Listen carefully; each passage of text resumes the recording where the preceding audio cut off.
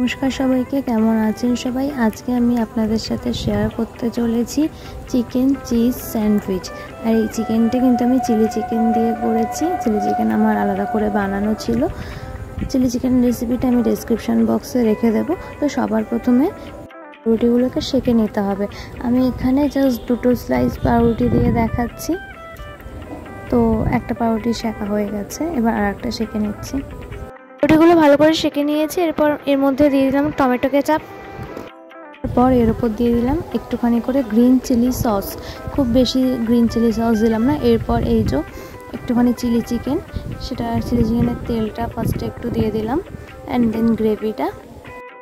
এই সব কটা ভালো করে মাখানোর পর চিলি চিকেনের পিসগুলো ছোট্ট ছোট্ট টুকরো করে, মানে একদম কিমার মতো করে পাউরুটির ওপরে সাজিয়ে দেবো। এরপর আমি নিয়ে নিয়েছি চিজ। এবার এই চিজটা ভালো করে গ্রেট করে দেব। তোমরা দেখতে পেলে চিজটা গ্রেট করে দিয়েছি অল্প কিছুটা।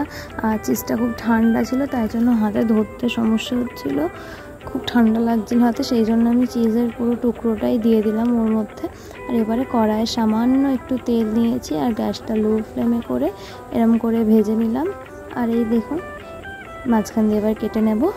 আমাদের চিকেন চিজ স্যান্ডউইচ একদম রেডি। দেখুন ভেতরে চিজটা কি সুন্দর দেখা যাচ্ছে।